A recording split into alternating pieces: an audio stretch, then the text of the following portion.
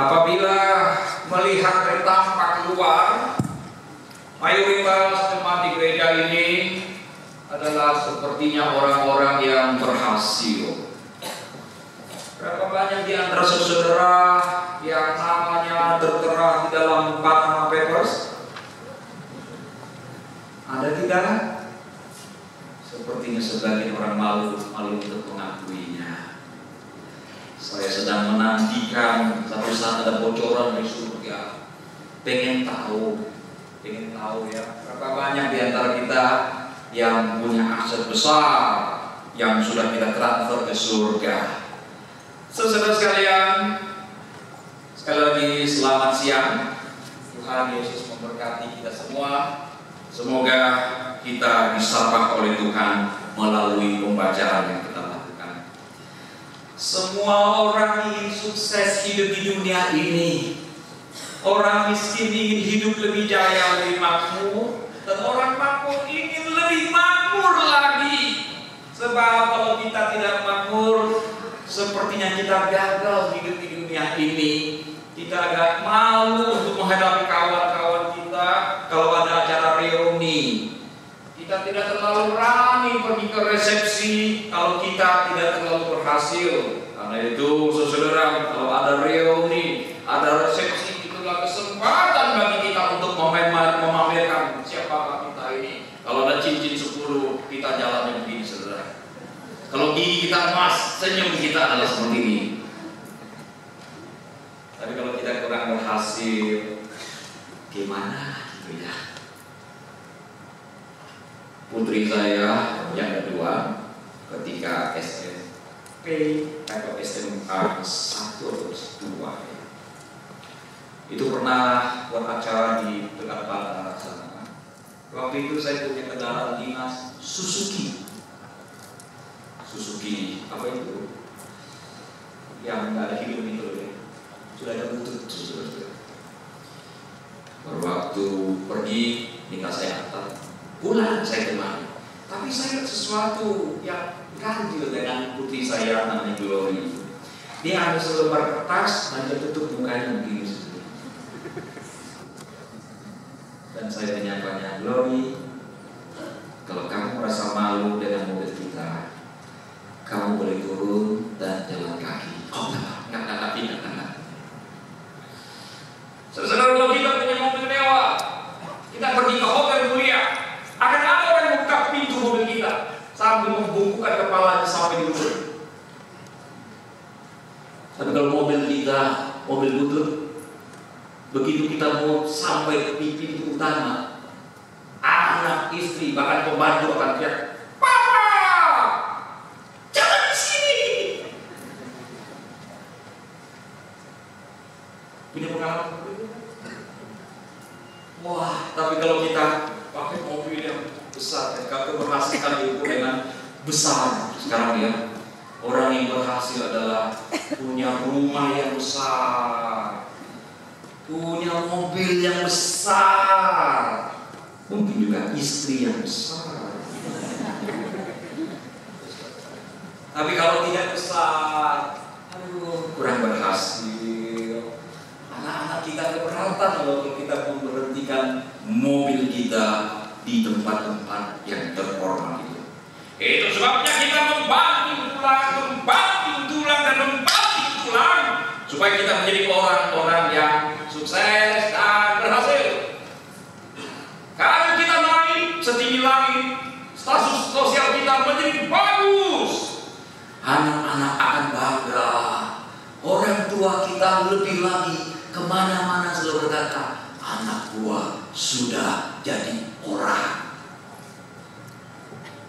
Itu menjadi mimpi banyak orang. Betul saudara? Ada orang punya cita-cita jadi orang miskin ini. Jadi ganjil kalau ada yang seperti itu. Semua orang yang berhasil, termasuk di dalam cerita Yesus ini, sekalian. Oh, Yesus dan Tuhan tidak mengecam orang yang mempunyai pikiran maju. Dan memang itu maju. Orang Kristen tidak berarti tidak boleh berkarya. Boleh saja sekalian. Asal kekayaan kita perbolehkan adalah halal. Kemiskinan bukanlah lambang kesalehan. Zaman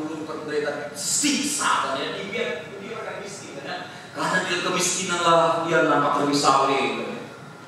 Itu kuno bener ya. Zaman dulu gak mau banyak orang jadi pendeta kan ya. Tapi sekarang ya banyak orang berbondong-bondongnya mau jadi pendeta. Karena jadi pendeta makmur sekali sekarang ini. Saudara-saudara sekalian, ini cerita dia mempunyai lumbung yang sudah tidak terpampung lagi. Dan pada waktu itu dia mempunyai ide, maka yang akan aku lakukan adalah merombak lumbung dan membuatnya lebih lega dan lebih besar lagi, sehingga aku bisa menyimpan lebih banyak di dalamnya. Ada yang salah? Seperti itu tidak ada yang salah. Terus sekalian, tapi kemudian dia berkata, ada pada rupanya sekali, santai sajalah, nikmati hidup ini. Inilah waktunya untuk bersantai dia. Nikmatilah hidup. Menikmati hidup belum tentu salah, tetapi menjadi masalah ketika seseorang menjadi tamak, menjadi sia-sia, ketika orang menjadi egois, tidak peduli dengan lingkungan, dan menjadi sia-sia apabila dia hanya memikirkan bahwa hidup hanya di dunia ini, tidak memikirkan yang akan datang. Sekalian, dan harus diakui, tidak banyak orang memikirkan yang akan datang. Semua orang rasanya punya rencana jangka pendek, jangka menengah, dan jangka panjang untuk urusan di dunia ini. Tapi berapa banyak di antara kita yang mempunyai pemikiran untuk mempersiapkan yang akan datang? Setiap hari kita membuat persiapan demi persiapan, kan? Bapak Ibu tadi datang dilihat pakai persiapan tidak? Saya bisa bayangkan kalau saudara datang dan tidak pakai persiapan, maka mayoritas akan pakai daster di sini, dan sebagian mungkin belum mandi karena tidak pakai persiapan. Dengan ada persiapan, maka saudara-saudara datang dengan begitu anggurnya. Ibu-ibu paling mengerti persiapannya, betul? Siapkan ini, siapkan itu, siapkan ini, siapkan itu. Istri saya suka cerita di pasar ternyata banyak ibu-ibu linglung, punya duit tapi nggak tahu mau beli apa. Ibu Henry, mereka saling mengoceh, mau beli apa ya? Nggak ada ide nih. Beli itu bilang nggak enak, beli itu bilang nggak nyaman. Bingung. Ibu-ibu itu nggak kenal di pasar ya, linglung semua. Kenapa? Kesulitan untuk persiapan. Tapi mereka mempersiapkan diri. Dan kalau kita mau pergi ke Bandung habis ini pasti ada persiapan. Apakah kita mau ke Singapura? Ada persiapan. Makin lama kita pergi, makin banyak persiapan. Saudara-saudara sekalian, jangan kita lupa bahwa setelah kehidupan ini, kita akan pergi ke suatu tempat yang jauh dan tidak akan pernah kembali. Permisi tanya, apa yang sudah kita persiapkan? Untuk urusan dunia ini kita persiapkan segala sesuatu dengan sebaik-baiknya. Tapi ternyata untuk urusan setelah kita meninggalkan dunia ini, kita tidak mempersiapkan apa-apa. Orang-orang bilang, saudara, hidup kita 70 tahun. Kalau dapat bonus 80 tahun. 80 tahun kalau dilipat, saudara, 0,80. Kalau dilipat itu berarti 0,40. Ketika kita berada dan rentang waktu 0,40, itulah kesempatan bagi kita untuk melihat secara horizontal, memperjuangkan mimpi kita. Tapi kalau kita sudah masuk melewati lipatan ini, anak-anak tadi nyanyi ke depan, kecapean yang kita ya. Setelah kita melewati batas 40 ini, saudara sekalian, wow, itu berarti kita mengarahkan hidup kita ke atas. Itu kalau umur kita pas 80. Tahun ini umur saya 48. 48. Kalau sampai 80 masih oke, Bu ya, masih ada waktu. Tapi bagaimana kalau catatan cuma 50, Pak? Tinggal 2 tahun lagi. Maka yang harus kita pikirkan adalah bahwa kita tidak selama-lamanya di bawah kolong langit. Nah, orang ini memikirkan bagaimana merencanakan hidup ini seenak-enaknya di bawah kolong langit ini. Dan pada akhirnya Tuhan berkata pada dirinya, juga kau akan diambil. Dan apa yang kau sediakan untuk siapa kali nanti, demikianlah yang diingat dengan orang yang mengumpulkan bagi dirinya, tapi dia tidak kaya di hadapan Allah. Saya berdoa semoga semua saudara-saudara orang yang kaya di dunia ini plus kaya di depan Tuhan. Amin, saudara. Amin. Rupanya tidak banyak orang ingin orang kaya ini. Saya berdoa semoga Anda betul-betul kaya di dunia ini plus kaya di depan Tuhan. Nah, sebetulnya apa yang Tuhan ingin kita lakukan melalui pembacaan teks yang sederhana ini? Saudara, orang kaya di dalam perumpamaan ini ada orang yang egois, yang tidak peduli dengan lingkungan. Dia hanya memikirkan kehidupan, kenikmatan di bawah orang kaya ini. Dan akhirnya apa yang dia kumpulkan sama sekali tidak bisa dinikmati. Waspada, saudara, waspada. Jadi saudara, yang Tuhan ingin kita lakukan adalah jadi orang yang kaya di depan Tuhan. Kaya di depan Tuhan.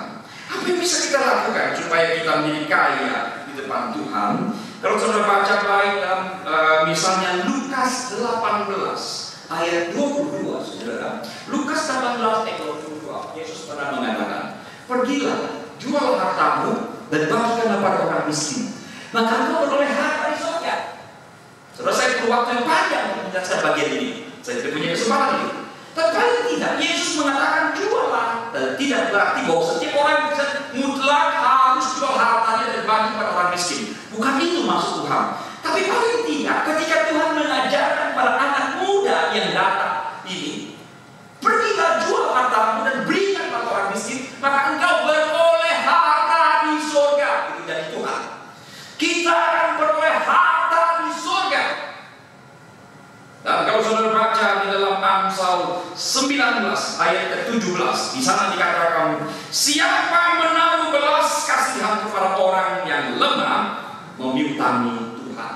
Memiutangi Tuhan. Nah, ini menjadi sesuatu yang menarik dan yang harus kita perhatikan. Setelah kita menjadi orang yang diberkati oleh Tuhan, jangan lupa ada tugas, ada kewajiban yang mesti kita tunaikan. Jadi berkat yang Tuhan siapkan bagi kita itu bukan melulu buat kita nikmati, saudara. Kita tidak akan cukup umur untuk menikmati setiap berkat yang Tuhan siapkan bagi kita. Maka itu sebabnya Salomo berkata, sia-sia, dan sia-sia. Orang yang mempunyai aset yang luar biasa dan istri yang begitu luar biasa banyaknya, kan? Siapa sih yang bisa menandingi Salomo? Dalam hal apa dulu, Pak? Duit.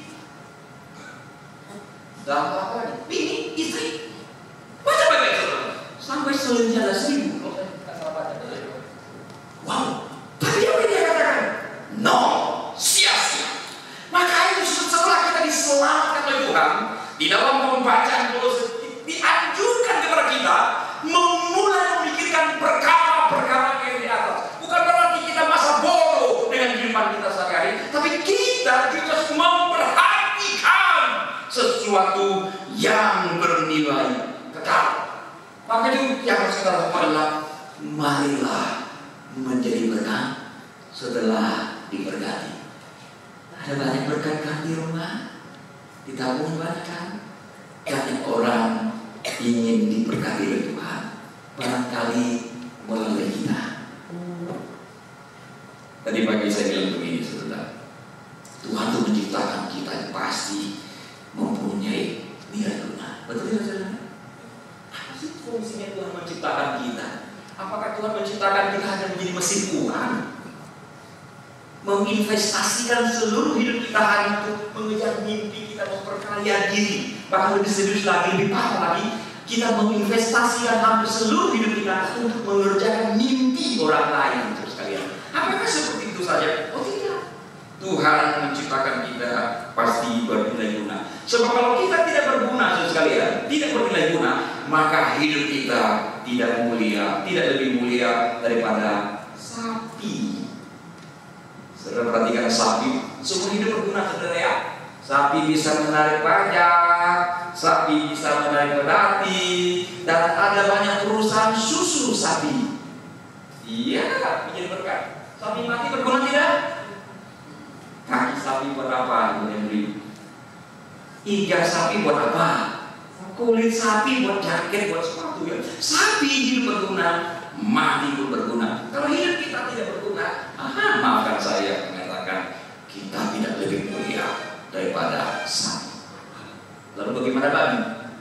Babi itu kebalikan dari manusia, betul kehidupannya. Semua hidup babi tidak pernah berguna. Mungkin terlalu baik kata anak muda ya. Pernah sudah lihat babi menarik pajak? Adakah babi menarik pedati? Kalau saya punya babi 1000 lalu saya perah susunya, setelah ini bagikan seorang 11, ada yang mau minum susu babi?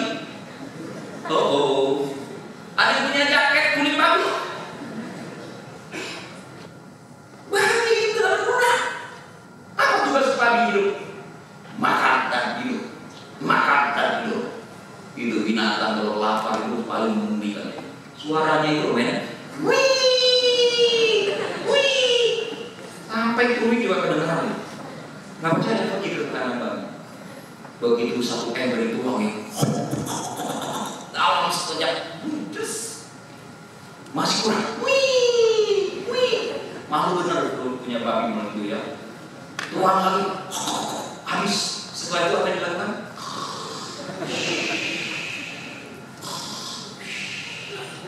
Itulah babi. Akan anak muda kalau liburan makan tidur. Papa mau apa? Aku tuh nggak pengen sama babi ya.